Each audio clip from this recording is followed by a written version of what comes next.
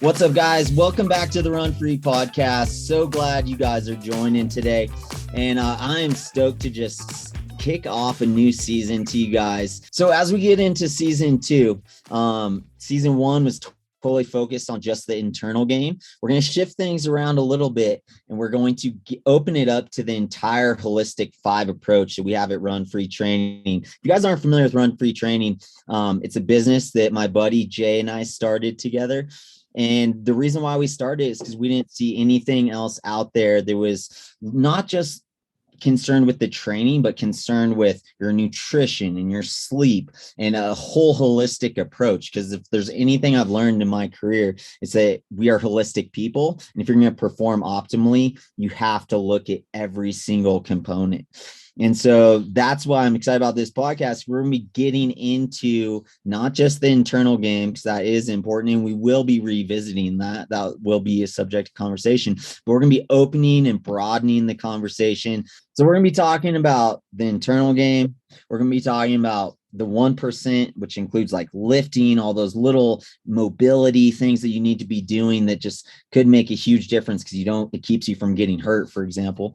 And then we're going to be talking about nutrition, sleep, and we're going to be bringing in specialists who have a very unique and outside perspective on each one of these subjects. And I'm sure you're just going to learn a ton during this time. And I am too. I'm excited. And I will not be leading every discussion. I will be kind of popping in and out as a guest at times and joining the conversation when I can. But I'm actually going to be handing off the podcast to my little brother, Chad, which if you guys don't know Chad, he's one of our coaches at Run Free. He's been behind the camera, behind the scenes ever since Jay and I started Run Free. He's just been instrumental. Like there would be no Run Free without Chad. So we're handing off to Chad, and then Jay is also going to be joining as a co-host. If you guys don't know, Jay is my buddy. He was his idea. Run Free was all his idea. So we have him to thank for that. And he hit me up. I've known Jay for like 15 plus years, been good friends for a super long time. And now we're doing something that we're both passionate about together. And it's just been an amazing ride so far. And we're excited to see where it's going to go. So I'm just stoked to hand it off to two dudes that, I trust completely. And I'm just excited to see what they're going to do with this thing. So without further ado, I'm going to hand it over to the host of the Run Free podcast, Chad. Thanks, bro. Appreciate it. Jay and I are both super excited to jump back in and keep this thing rolling. Rye, for one, I'm so impressed that you did this by yourself for so long. Like that scares the heck out of me, just doing a solo podcast. So it's going to be fun. I think we're going to have like a good conversation between Jay and I. We're going to have guests on where we'll chat about various topics around the Holistic 5. But yeah, there's a lot of things for us to explore, and we're excited to jump in. Jay, anything to add? Yeah, this was in part just a passion of mine from the early 2000s, coaching athletes remotely and delivering on different aspects, not just the nuts and bolts of training. But we all know that it's so much more about how you approach it than what you do.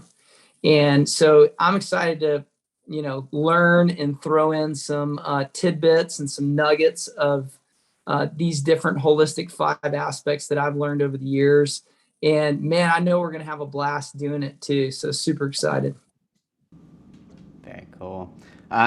So why don't we jump in a little bit just to kind of some topics that we're excited about.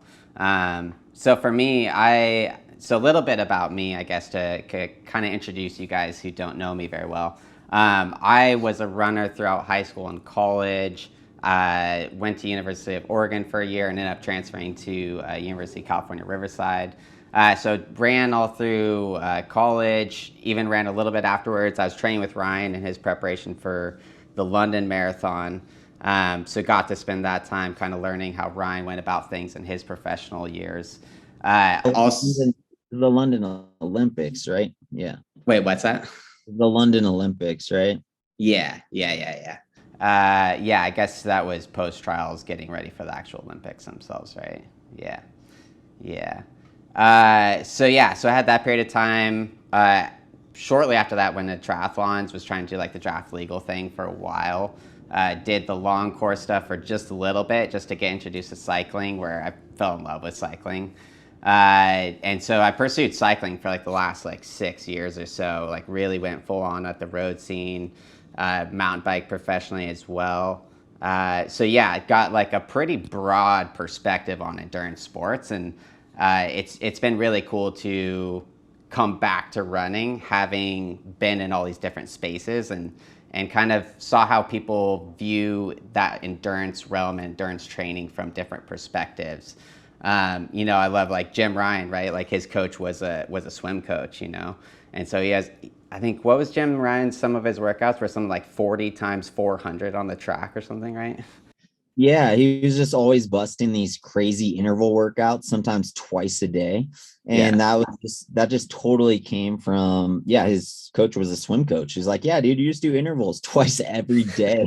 And so that's what he was doing, right? But I love that, dude. Yeah, like having that outside perspective, like looking at things differently. It's really cool when you see a coach come in and be implementing new stuff that hasn't been implemented before in running, and then see what happens with it, So I love that you have like all those, that not just running. I think it's important to not just be like running's all I know and all I've ever been. It's cool that you like have the cycling background, the tribe background, and all that, because that's going to make you a better run coach, Yeah, and I think it takes like some figuring out like what things did we get right with running that these other sports, or what things don't like cross over very well, right? Because like running is such an impacting sport. Like you can't just do mega volume like you could if you're like a cyclist or a swimmer. But I think that's kind of the fun part, is that you figure out how to integrate those two, and then you're constantly asking like, why are we doing things the way that we do? And like, how can I maybe shift that a little bit to make it more ideal? Totally. Yeah. And that's like very much in line with like, when I retired from pro running, getting into the lifting, like I've learned so much from lifting that has made me a better coach now. Like I was literally just in the gym with one of my buddies, and I was talking to him, and we are doing some like curls, like hammer curls on a rope, and I was like, dude, it's not about the weight, how much weight you're moving. It's not about how many reps you are, how strong you are. Like let go of all that stuff. Like all it's about is the sensation. Like just focus on that, and then when you do that and your mind goes into that, and just be like, just sensation, forget about like how many reps I got and the performance into things, like just let all that stuff go. Just focus on like how good it feels to squeeze your bicep as hard as you possibly can, right? And you just go as far into that feeling as you can. And that's when it becomes super fun, right? Like when you're not like walking around and be like, dude, I can't believe I only did 5 reps of 405. Like that's just silly, right? You're totally missing it. So yeah, dude, that's what I love. Like lessons like that I learned in the gym. I'm like, oh, dude, if I was a runner, and I could have just like focused on the sensation more than the times and the splits and all that stuff, I would have loved my running so much more, and that's with this podcast. Like I don't want people to miss the good stuff, and the good stuff is in the sensation. It's not in the performance. It's not about the times. Like if you can let that stuff go, you're going to love your running. You're going to love it. Yeah. That's super cool, man. Yeah, I feel like that's totally where I'm at as well too. It's like, and actually, I have a question I'll ask you a little bit later, I think. But yeah, like trying to figure out how do we go about running in the best way possible, like that, where you're getting all the good stuff, but you're not falling into these holes, these traps that are all over the place. And I feel like, in your mind, there's so many ways to navigate that, and there's so many things that you can get wrong. And I was listening to one of your episode with Courtney, and it was like, running can be terrible if you get it wrong. Like it can ruin your life if you get it wrong. You don't want performance to be the driver of running. If performance is what's driving you, you're gonna end up disappointed, frustrated, and just probably end up just giving up, right? Like that cannot be the primary driver. You got to find something else besides time, splits, performance. And then what's funny though is if you let go of that performance and that performance mentality, that's when you perform at your best. Like that's how you get your best results, is by just letting go of all of this, you know? So on that kind of note, I was talking to an athlete on the phone the other day that is a run-free athlete. And he was telling me that he's going to run until he's 40 or 45 or whatever, until he's not able to PR anymore. And then he's going to stop running. And I was like, oh man, you're missing it. I was like, you're missing the gold. And, you know, speaking from someone, I'm 41, there's a small chance I could PR in some distances I didn't do very much racing in. But my key distances, man, I would have to like ditch the family and like, you know, live in the van with you, Chad, or something to get done. And I'm just not going to do it. Like that time has passed. And I was telling him, when I go run 2 minutes slower for 5K than I ran for my PR, the sensation and the feeling and like that power and that float, I can't even really tell a huge difference. No, you can't even tell, right? It doesn't matter if you're in like 4:45 pace. Dude, I was just running in the forest. I was running like 12-minute mile pace, but just loving it. Like it felt amazing, right? Like, dude, it doesn't matter what pace you're running. If you're focused on the sensation of it and you just get yourself caught up in that sensation, that's where the good stuff is at. And dude, the cool thing is it doesn't matter how old you are. Like you could be 100 years old and go do that and have that experience and have it be just as cool as like when I set the American record in the half marathon. Like, dude, I can be 100 years old, go out, jog in the parking lot and have the same sensation. So there's a couple guys locally that are in their 70s, 80s. And I watch them run out, you know, down the street. And I'm like, that guy, you can tell they're breathing hard. They're working hard. That guy in his mind is hauling. Man, he is flying down that street. Yeah. Yeah. So that's totally the goal. And Chad, just to kind of go off of, you know, the intro, you know, the thing for me, for some reason along the way for me, this is how I started living, where I was like, you know what, I'm going to pretend there's no barriers, there's no obstacles, and I'm going to basically do things that I enjoy doing without holding back. And the funny thing is, that's actually how I met you, Ryan, and Mev, and everybody in Mammoth. So I ran this race in Hillsdale, Michigan. And I had signed up for the steeple at Stanford 3 weeks later. But I had I love this story. Yeah. I had no plane. I had the plane ticket. That's all I had. And I was newly married. I had no money. And I was like, I'm just going to buy my plane ticket. I qualified for the Stanford meet. I'm going to run the steeple. I'm going. I don't care what it takes to get there. And I did this race in Hillsdale. I'm out of money. And I'm like, I got to find a hotel or something. And I looked on the results sheet, and Greg Jimerson lived in Palo Alto. So I waited until he finished the 10K. He ran the 10K. And then I went up to him afterwards. I was like, hey, man, I'm going to be in Palo Alto in 3 weeks. I've got nowhere to stay. Can I sleep on your couch? And of course, knowing Jimerson, you guys know him, he was like, sure, come on. And that led to going to running camp in Mammoth Lakes. And that led to relationship with you guys. And that's just the way of living. Like, go for it. Why? You know, if you want to do something, just go do it. And don't let anything hold you back, including performance. Or what if he had said no? Like that wasn't even a concern. I was like, I'm going to go ask, because all he can say is no. And so I think that's a way that not only we can run, but we can live that way and not have these huge barriers that hold us back. Yeah, I love that. 'Cause it's like, that small choice that you made. I love it when small choices in life can lead and blossom into this really big thing, but just because like you made one small choice in that moment, you know, I love that. Yeah, and I think I like, so if I'm thinking about like what running means to me these days, it's stuff like I feel like that quality kind of gets practice in the running space where like going to a race, sometimes you don't feel prepared, sometimes you don't know if you've done everything you need to perform well, but you just go and you just like all of a sudden you're on the starting line and all of a sudden you're running and all of a sudden you're finishing, right? And I love that aspect of like you get to kind of practice it in a way that's very real. Like all of a sudden you're in a group of people on a starting line. And you're like, okay, I guess this is happening now.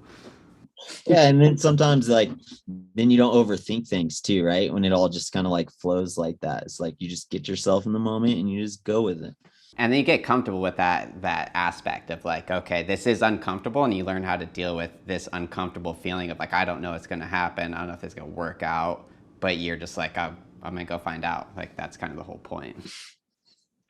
And then you take that mentality of I'm going to go for it. I'm going to find out what happens. This is why we do the race, is to find out what's going to happen. And that's a mystery, and it's fun, and it's an adventure. But you take that and the willingness to step outside of yourself, and you put that with planning, with the right nutrition, with the right nuts and bolts, with the right mentality, and then something magical can happen. Yeah. Well, I think that's like real confidence when you know you've done the work, and maybe like your brain still fights you a little bit. You're like, did I really do everything I should? Am I really ready to go? What if I have a terrible day? But you know, like there's that confidence to fall back on. Like, no, I have prepared. I trust my coach. Like, I trust that what they think I can run, I could probably can run. Dude, here's the secret, dude. Like no one feels prepared. Like every single person on the starting line is like, I pictured myself being in better shape than this, you know, like when I got here. Like every single person is not feeling all the way prepared and all the way ready. And I think that's what needs to be like dismantled on people's brain, right? They think, oh, dude, there's something wrong with me. I don't feel like I'm ready. No one else feels this way. No, dude, like everyone is feeling this way. And we need to talk about these things. Be like, these are shared emotions. We're all having them. And let's just share them together and like not be afraid of them. And just we all experience this. Yeah. Now let's go run. Yeah. I remember going to start lines of either like cycling races or running races where like maybe I had like a little bit of extra weight that I wish I wasn't carrying with me. And there'd be like some really shredded dudes on the line. And I'd be like, man, I am going to get blown away. And then I'd be like out in the front. I'd be like, where were those guys? Like, why do they look so ripped and so fit? And they're just like out the back. Dude, it can go both ways, man. I did an ultra up here in Crested Butte without training for it. And partway, like as we got to the end of this ultra, right? Like I passed this girl and like I'm like way back and like I don't know, there's like 700 people and I'm in like 600th place or whatever. I remember seeing the old ladies walking down in front of you, dude. Yeah. Yeah. Don't let their looks deceive you, dude. They're fit old ladies. But dude, I went past this girl and she was like limping super bad. And she's like, yeah, my T-band's like super tight. It's like, oh, let me show you some stretches real quick. And I showed her some stretches, tried to help her out. And I was like, oh, yeah, like finish strong, you know, good job. See you at the finish, maybe. And then turns out like I go like a couple miles down the road and then she like passes me back. Dude, I remember watching her finish. She was like limping like a 10-minute mile up that road. Some people can limp run fast, dude. There's some fast limpers or something. Yeah. So this is a cool conversation and kind of is like what I wanted to ask you about, Rye, because I think like your perspective on running, I think is, to me, it seems like it's changed quite a bit since your retirement, right? Like I think you probably had a lot of time to process kind of your career, you know, now having Coach Sarah and the girls, like you're pretty long ways out from those races that I think were like pretty emotional at the end there. But I was thinking about a couple of races, the USA Trials at New York when you kind of smashed it, right? Wasn't the fastest time that you've ever run, but like that performance was like epic. Like finishing, high-fiving people along the way. Dude, I gotta tell you a story about that though, Okay. right? I don't know if I've ever talked about this publicly. I was just running with my buddy Mitch in the forest, and I was rehashing this. And I kind of forgot like how I felt in the race. Okay. But dude, I was telling Mitch, like we went out actually really slow, like our first half. And sorry I don't like using the word slow. Went on like 105 and it was terrible. Yeah, we were like 10. I think we're even 106 or 107, right? Which like for us should feel really smooth and comfortable and easy. But dude, I remember coming through that point and being like, I wish this felt easier because it actually feels pretty hard. Right. And of course, like with all the guys around you, you're not letting anyone see any form of weakness. You're like, yeah, don't hey, how you doing? How's everything? Waving to the fam. And you're like trying to pretend like you're not tired, but really like, you're like, dude, this feels pretty hard. But then things change as the race goes on, right? And like it's crazy when you just like continue and you realize there's going to be good patches, there's going to be bad patches, and just continue down the road. And dude, then like feeling even not good as I was changing gears and going quicker as the race was going on. It's like the faster I went, the better I felt. Yeah. But isn't that crazy that the first half I was like, dude, I don't even feel that good. I'm not sure how this is going to go. I was kind of like nervous about it. And then fast forward to that last loop in Central Park is like 6 miles or whatever. And dude, I was just rolling like, I don't know what pace I was doing, but just rolling and feeling like $1,000,000, feeling like I was in heaven or something. So I think that's important for people to realize, like, just because you feel a certain way halfway, dude, you could still have like the day of your life off that, Yeah.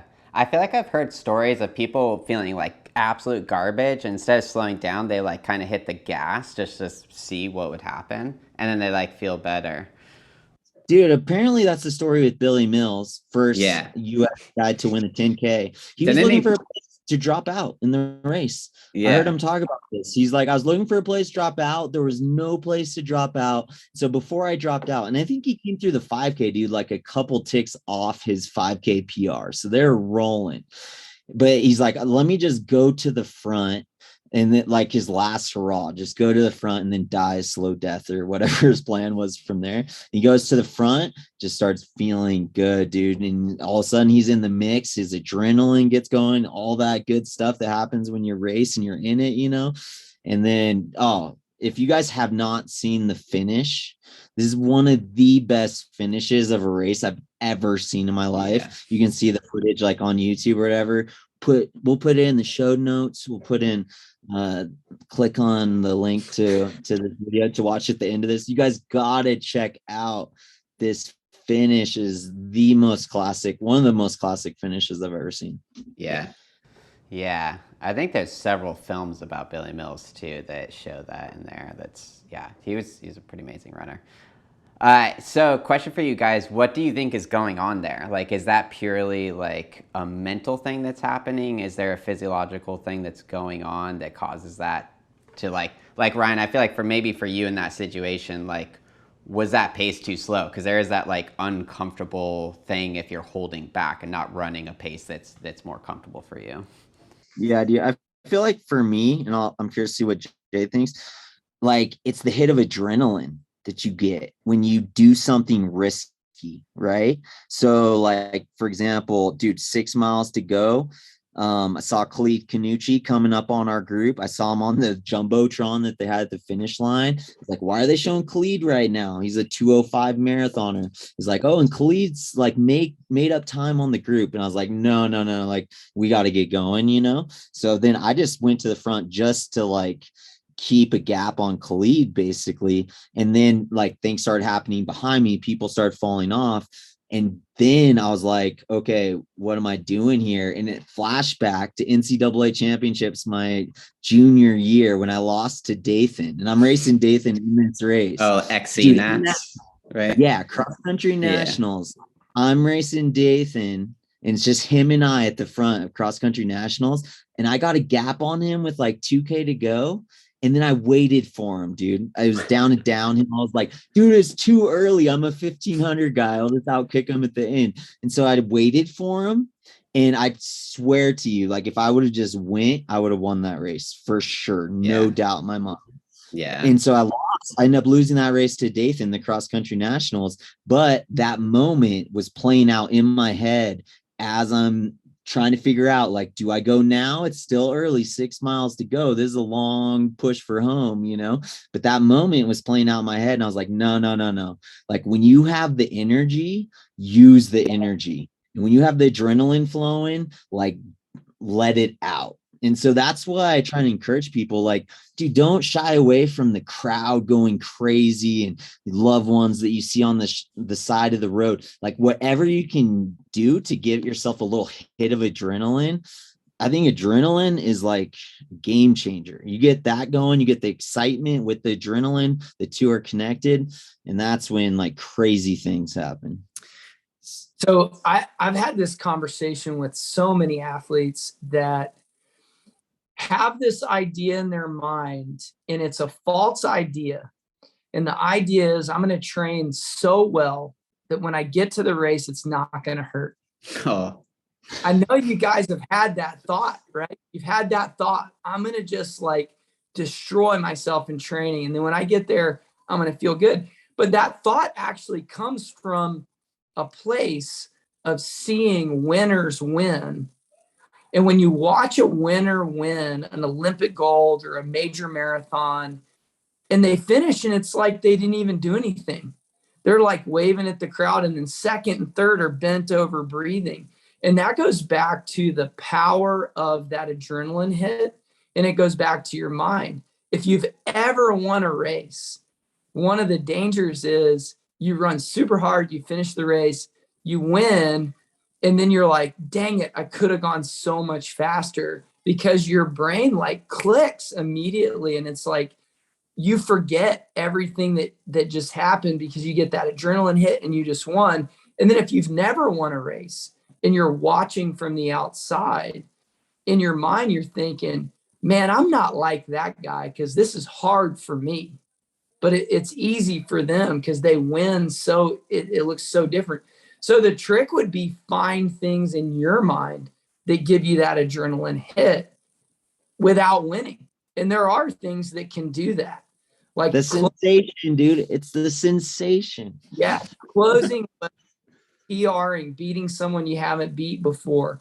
Like all those things, if you can dig into them, you can get a similar, winning sensation. Yeah. And I like that. I had an athlete run a local half marathon here not that long ago. And our game plan was like in the back half, like you have to go up this hill and then it's like flat and then downhill. I was like, on those last 4 miles, like eyes up, like you're on the hunt. And I feel like when you are the one who is the aggressor, even if it's in your mind, like I am the aggressor, I feel like that's always a better place to be than rather. I know some people can run scared or they like thrive on like being out front, worried that people are going to catch them. I never have like responded that well to that. Like I don't like to, it feels like a passive mindset to me of like, I'm just trying not to get reeled in rather than like, I got like the hammer down right now and I'm going to punish these guys behind me. Which to me, Ryan, like when you made that move, it was an aggressive move. And I think even the commentator was like talking about you like being like a boxer. Like it's easy to like see a boxer like throwing punches and that seems very aggressive. This is similarly aggressive that you're just like, bam, I'm out of here. And you just start smashing, right? And you're like, I'm not looking back. I'm just going. Yeah, totally, dude. And here's the thing, like when you're talking, Chad, I was thinking about how when you're the aggressor, quote unquote aggressor, really like you're just in control, right? Like you're choosing what's happening. You're not letting, like you said, Chad, you're not letting things happen to you, right? You're like, okay, I could go with this group or I could go with this pacer or this person next to me, but I'm actually going to choose not to. Right. Or I'm going to choose to go, or I'm going to choose to make a move or pick it up. Like you want to feel like you're in control. And I think it gets scary for people when you don't feel like you're in control, and you feel like you're just hanging on for dear life. Like that's not fun. Right. So like, I think being more race savvy is just like, no, like I'm always in control of me and I'm going to move how I need to move at the time. And I'm going to adjust accordingly. I think it's easy to manage those things when you're the one who is the strongest and you just like lay the hammer down, right? it is hard when you get dropped, right? And all of a sudden you're managing your own mindset of like, how do I paint this picture in my head? Did you get dropped, or did you let the people? I chose to be dropped right now. See, that's the problem, is you got to shift that thought, right? It's not like you didn't get dropped. Like, you're choosing to run a different pace. Yeah. And that way, it's like turning and getting dropped is negative, right? Like, if I think, even thinking that thought in my head makes me feel sad. Yeah. You know, but like choosing to go slower. So anyway, sorry. No, I like that. And I think for me, like cycling really broadened my perspective on racing, because like cycling is just volatile. Like it takes a lot to win a race on the bike. Like you got to have the tactics right. You got to be strong. You probably have to have a good team dynamic, and then you just have to have good luck or not have bad luck, right?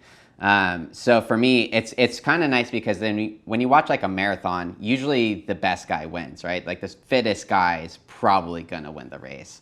And when you watch a bike race, you really don't know, because all sorts of things can go wrong. But it keeps that mentality, like I am always checked in. Even if I get dropped, like who knows what's gonna happen up front? These guys might start looking at each other when they're playing games. And like I can catch up, I could still win this race. Like I just need to keep hammering. And you just like, you kind of get out of your mind of like playing this game of figuring out what's going on. You're like, just go as hard as you can in this moment. Yeah, I love that. That's like one of the outside cycling. Like you only get that experience in cycling, but now you can pull that into the running space, you know? Yeah. One of the other things, dude, I've heard you talk about a lot, that I've thought about a lot, is how cycling has made you like really kind of tough. Like you can just flow with stuff and like make the most of adversity, because you have all these adverse conditions coming at you all the time. So dude, yeah, speak to that. Yeah, I mean, honestly, I think like road cyclists are some of the toughest athletes in the world. I mean, these guys and girls like go through crazy stuff, and it's like you might be in a race, it's going really well, somebody crashes in front of you and you hit the pavement, and that happens so quickly. You're just like, it's always just like you hear carbon hitting the ground and bikes breaking, and like you're like, oh, that's my face on the pavement, and you're like, why is the ground so hard? But then the first thing you do is like, is my bike okay? Get up, start going. And then like, as you're trying to get back on the Peloton, you're like looking at yourself like, am I okay? Yeah, exactly. You're like assessing the damage. You're like, hey, dude, how's my face look?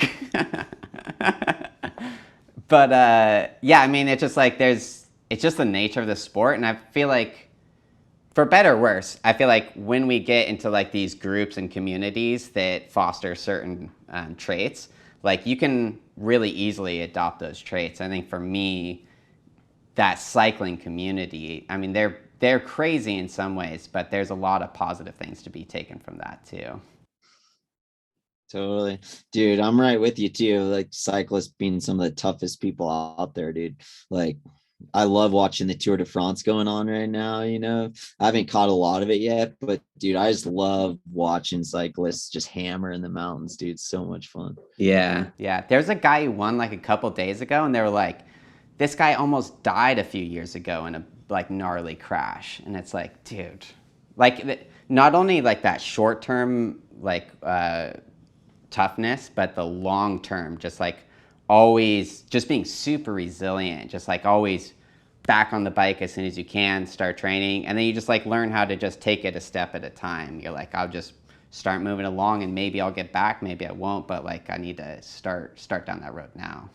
So Ryan, to circle back to the question I was going to ask you about that race. So I was kind of thinking about that race at the trials compared to say like your Boston race, where you set the fastest time by American ever, which obviously, you know, sub 205 marathon. Like that one on paper sticks out more as a, like just in terms of times.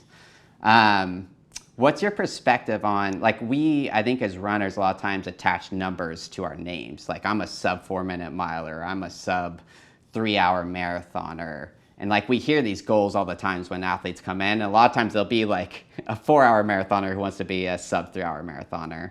Like I think we naturally maybe project some sort of like quality to being that level of runner, like that we want to identify ourselves as. for you now looking back, like what role does that play? Like, do you view it just as like the experience was the thing that brought a lot of value to you and your career? Or like, do those numbers bring some like satisfaction to you still? Dude, all the numbers is a measurement of where you got to, right? It's like, this is where I got to. And then the next time you get to see how far you can take it, and then that's where I got to. It's just, I like thinking about running in terms of performance as like a science experiment. We're just getting all this data all the time, right? And these numbers, they're just numbers and it can be so arbitrary. Like I was just talking to my buddy. I was like, dude, I want to get my deadlift back over 500 because I had hernia surgery. So it hasn't been super big as of late, but I was like 500. That's just a random number, dude. It's just a random number, but it can be meaningful if it is just like tracking your progress, right? And you're like, oh, dude, this is cool. I've never been able to do this before. Now I can. Like, that's cool. When you're just chasing the number for the number's sake, it's empty, dude. It's empty. There's nothing there. There's some danger there too. And I mean, it's just the life phase that I'm in. Like, I've gone through this, and Ryan, I'm sure you have too, like retiring. You're just not as fast as you used to be. And so you're forced to have to let it go. You have to. There's no chance. Otherwise, which is the best, dude. This is why aging is good, because you just let go of all that other crap, dude. Yeah. But to totally reframe that progress, that feeling of progress, just like the feeling of running fast, is still available. But then you have to reframe year to year, or you have to find new things to try and like new angles to approach your training with. And then you can find like this little niche. So for me recently, I am coaching a high school kid that wants to break 4 minutes in the mile.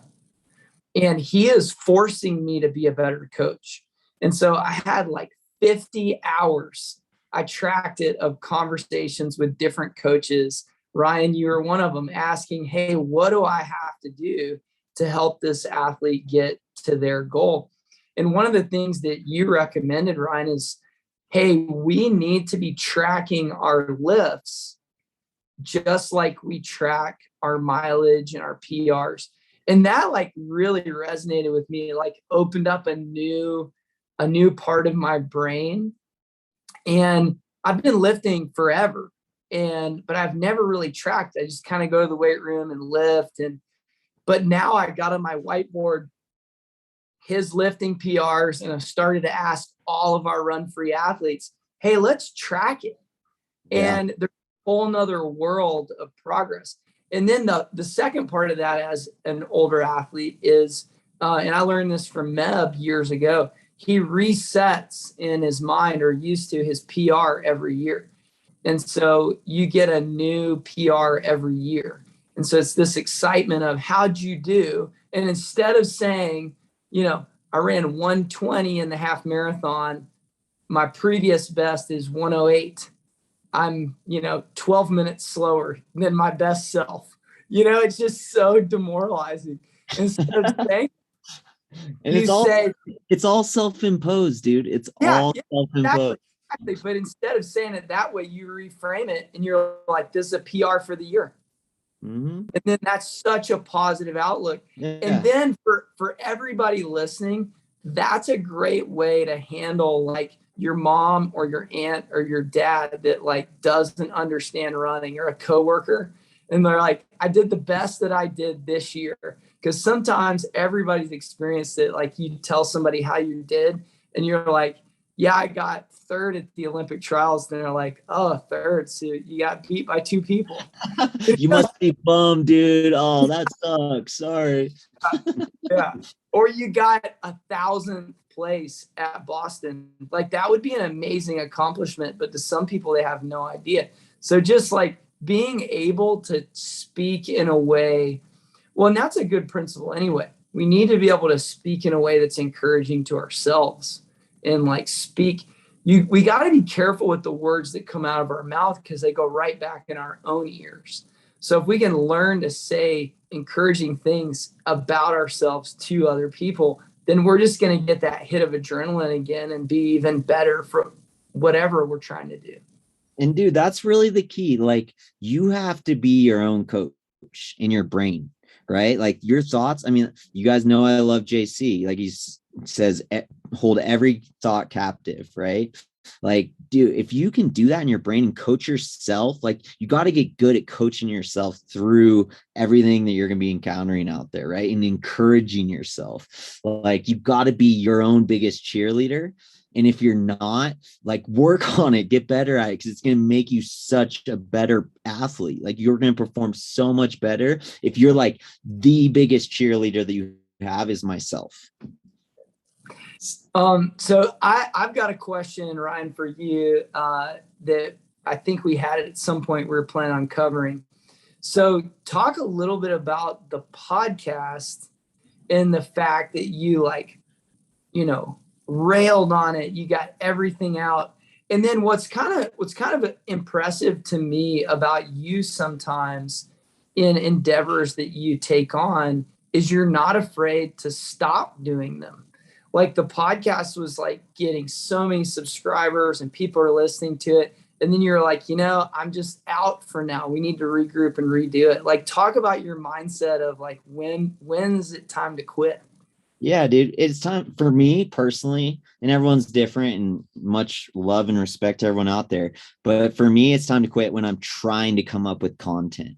Like, that drives me crazy. I hate trying to come up with content because I want to just flow out of me, right? And so I got to that point in the podcast where I was like, dude, this is all of me. I gave all of me in this podcast, and there's nothing left to give. So I'm not just going to like fill the space with noise, right? And meaningless noise, babble noise, right? And also, and I know this, dude, it's like, I love sharing my journey, and it's easy for me to share my journey. But dude, I'm just like one person who's on this path with everyone else, right? And so, like, that's what I love about the direction the podcast is going now is, dude, it's not like it's not about me, you know? Like, I'm just trying to help people, and I like sharing my story to help people. But dude, like, the knowledge that we're going to get from Chad, from you, from our guests that we have on here, dude, I'm so stoked to like be a part of that, to tune into that, obviously come back on as a guest from time to time. But like, this is where it's at. This is where the good stuff's at. It's not just me, right? Like, it's about everyone. Jay, so I know that you're interested in this like relationship of volume and speed, and I want to hear some of your thoughts about it, because like right now what I'm doing is I'm going to the trails. I'm going to be doing some long trail races. I have like a 50K coming up in a couple weeks.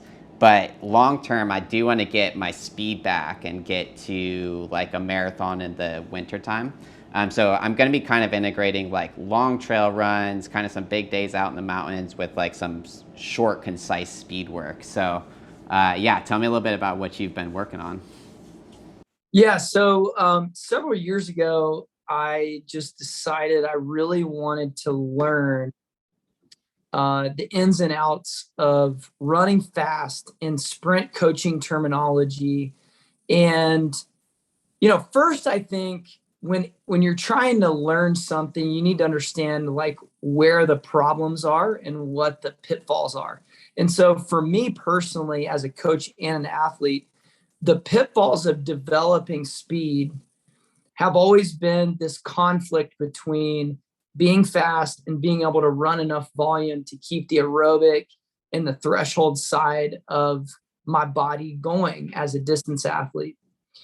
And so just going down this path and trying to figure out, how do you combine these two? Because I'm sure everybody has a story of, I went to the weight room or I tried to sprint and then it affected my, you know, tempo run, and I don't like that feeling. And so I'm not going to do that part of training anymore. And in my learning on my own and experimentation and talking to others, I think the reason is like, we don't understand as distance coaches and distance runners how to develop speed a lot of the times. And so there's really two big takeaways. Number one is, and this is probably another podcast for another day, there is an entire world of terminology in the sprint world that is similar to like speed endurance as a distance athlete, lactate threshold, long runs, fartleks, like, but it's so minute. Like there is a huge difference in the sprint world between a 30-meter sprint and an 80-meter sprint. Like think about that for a second. Like to us, we're like a 30 and an 80. That's like, there's no difference there. But the recovery time is different.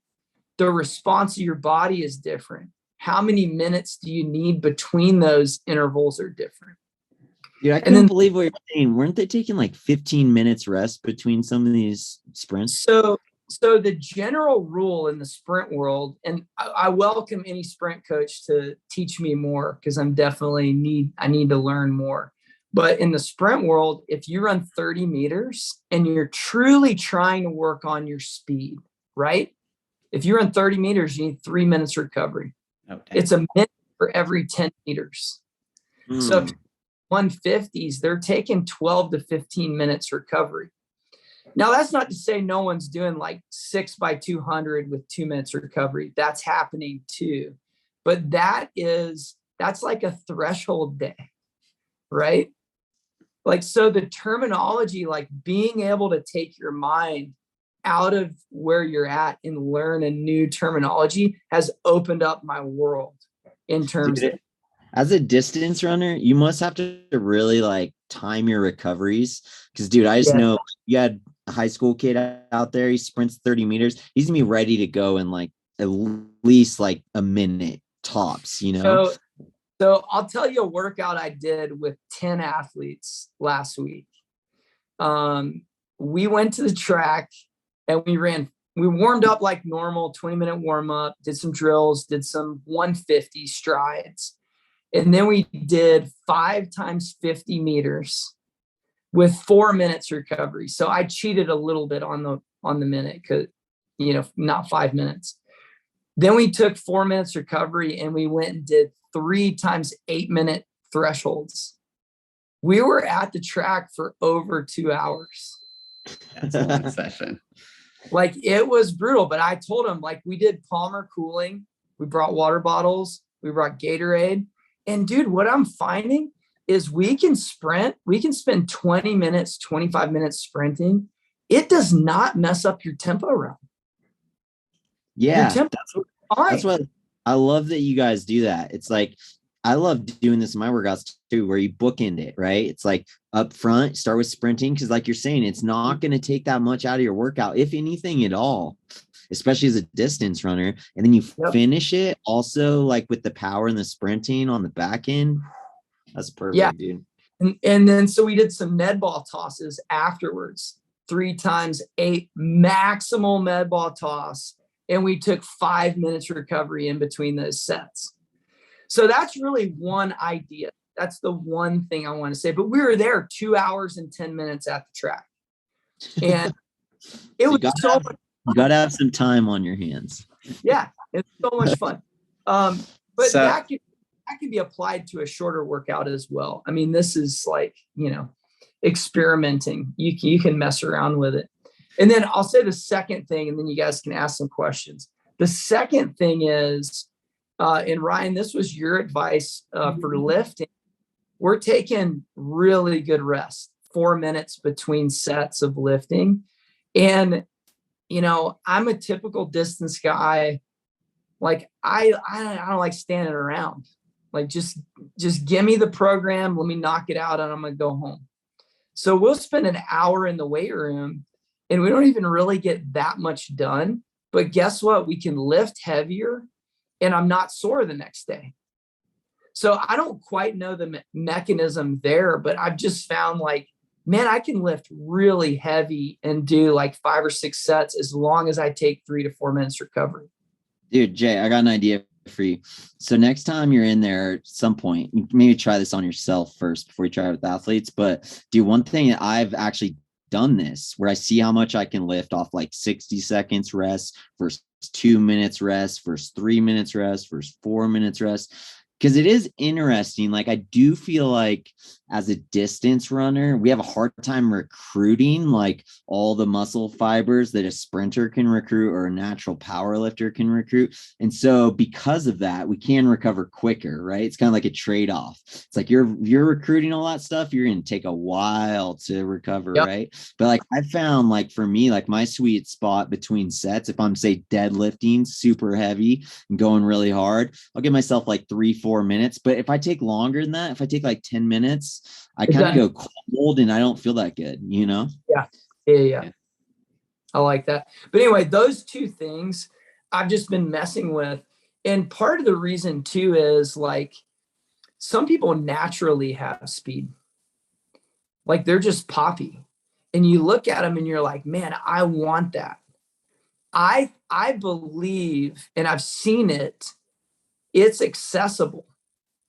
But you've got to take the steps and be pretty methodical about it to not get hurt and to not have it affect your volume. Because I think the mistake high school coaches will make sometimes is you watched an athlete run and they can't kick at the end of the race. And so what do? They're like, oh, they're not fast enough. And so they take away all their volume and then they put them in the weight room and then they're 15 pounds heavier and then they're even slower kicking.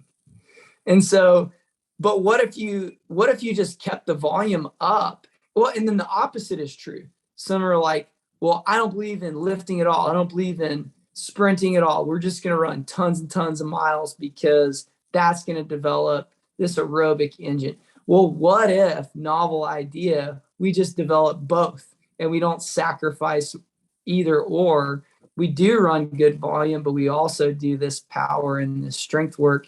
Maybe we can develop in more athletes that really just poppy stride where they're getting off the ground and on the ground quick.